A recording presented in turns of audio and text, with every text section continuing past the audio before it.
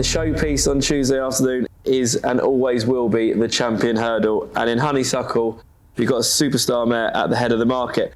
A quick show of betting and we'll get straight into it. But she is the 2-1 on market favourite. Appreciate It, amazingly not having had a run, is 132nd in.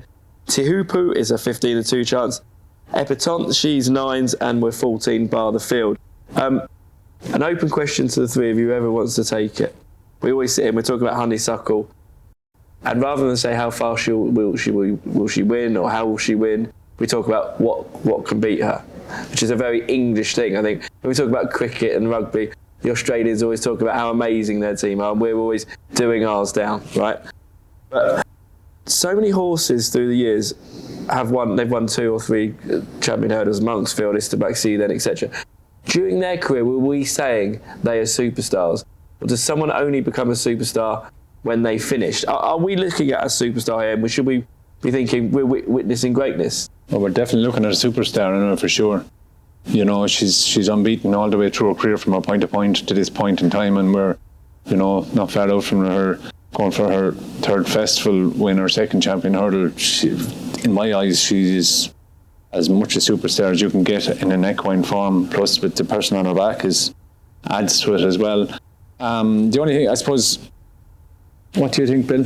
I think she is. I mean, she's 15 from 15. Yeah. I mean, that's not bad, is it? And they're the big races. That, you know, she's last year's winner. She's everyone's taken her on.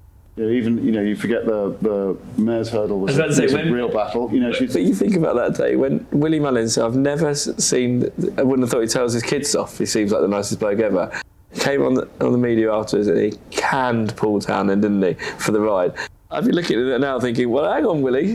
You know, I got beat by quite a good one. She is 15 from 15, but that's probably the toughest race she's ever had. Yeah, but that's the beauty of her, is, you know, she puts you into a false sense of security that you think she's beatable.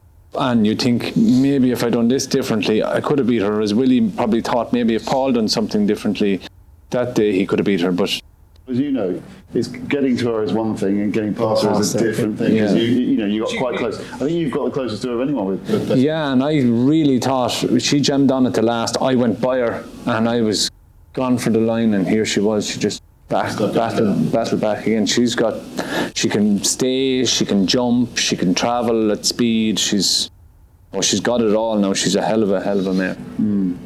Okay, so the logical next thing to talk about is Appreciate It, who was 2nd in the bumper, came and won a Supreme by 20 odd lengths and has not been seen since. Now, to come and win a champion hurdle without a run is I don't know, when has that been done? And then second of all, to beat potentially one of the best horses, let alone mares, to ever run in a champion hurdle, does 3-1 not look a pretty short price? Go on, and you have that one. I guess Willie has previous with doing this with horses, not necessarily for the champion hurdle at Penn Hill.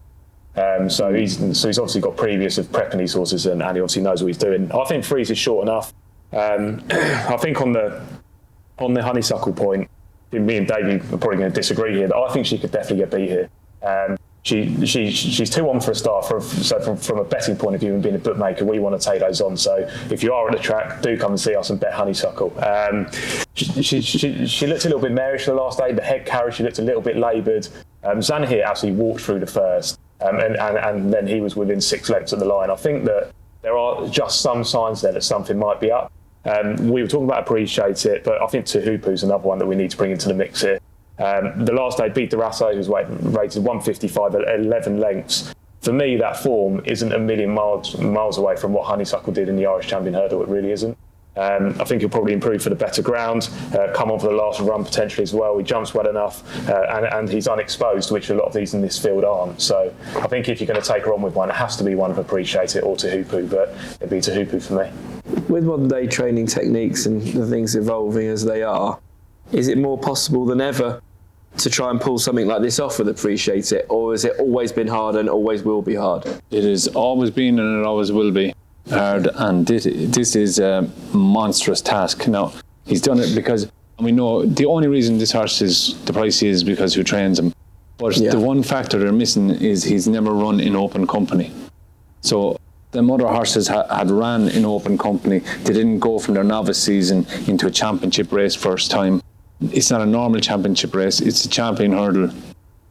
This is, I've said before that if Willie Mullins does something, it'll be the best he'll ever do, but this is really, this man sees no boundaries. He can do anything, but this one will test him. Right, so just on that as well, this was never the plan. The plan was to go novice chasing, and Fernie Hollow was still doing his stuff at the time. So they rerouted while Fernie Hollow was still going down the novice chase route. I think that's important to factor in, that it wasn't always planned to go and take on the champion hurdle with this fella. I think he could be the biggest threat, but the price is ludicrous. It's ludicrously short. There's nothing in it for anyone to take that risk.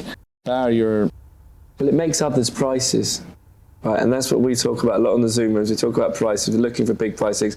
Listen, we love talking about the handicaps, and that's the story for the other day, but we're always looking for 16s, 20, 25 chances.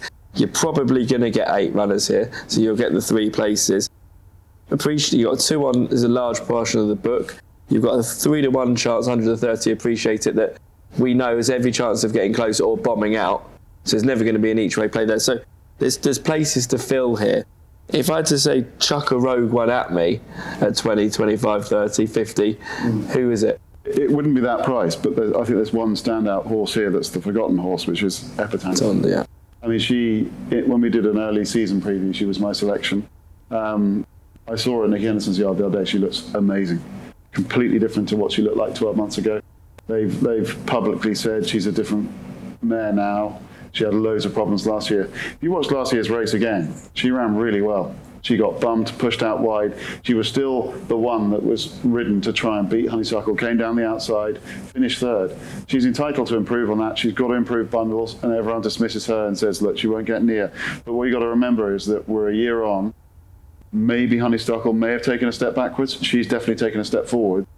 Just at the prices, for me, she's 10-1, Honeysuckle's 2's on. I'd much rather give Epatante and Nicky Henderson's a chance at 10s than I would on Honeysuckle at 1-2.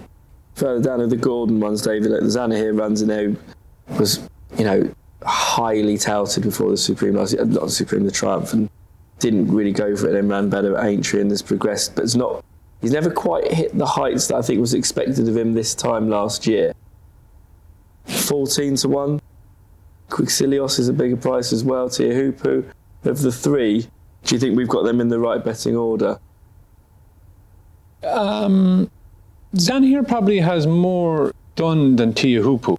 Yeah. As in, if you're taking the favourites form as favourites form, then Zanhir could be the one at the value price. But again, you have to agree with Bill.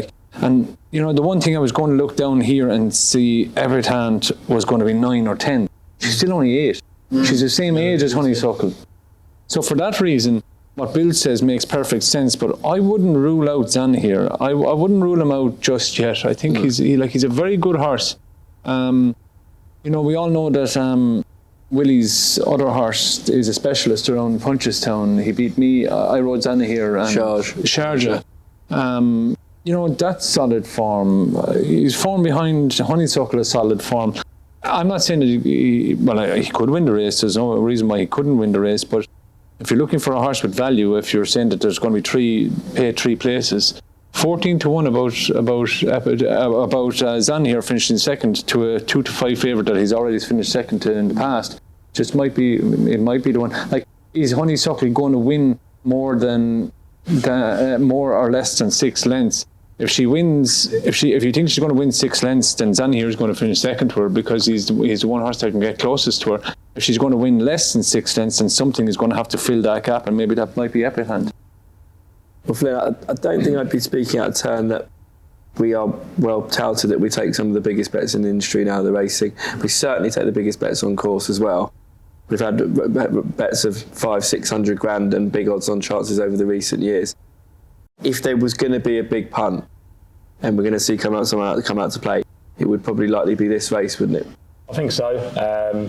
They're weird one, these 2-1 prices, because for the £100, £200 punters, they're not attractive at all. We see these being really quiet races ante-post wise, and And it is here. I mean, Honeysuckle's a small loser for us. We've laid 7-4 out the back in the last year, but it's only a small loser because she's been so short. But when we get the day and the real big punters, they're not afraid to have This could be a race where one bet totally swings our whole book, couldn't it? 100%, yeah. Okay, so we're all agreed that, well, we're not all agreed because we all think Honeysuckle will likely win this end. You'd be keen to take her on? At the price, yeah. And what would you take her on with? Tehupu. Okay, so Tehupu for you. I'd back Zana here at 14s each way. And you two think it's quite simple that she'll get it done? I think Epatante. Of course, apologies. Yeah, I think she'll make a race of it. I think it'll be really interesting. It will be a great champion hurdle no matter what happens, but let's see if she can put herself in the pantheon of greats. That's a champion hurdle.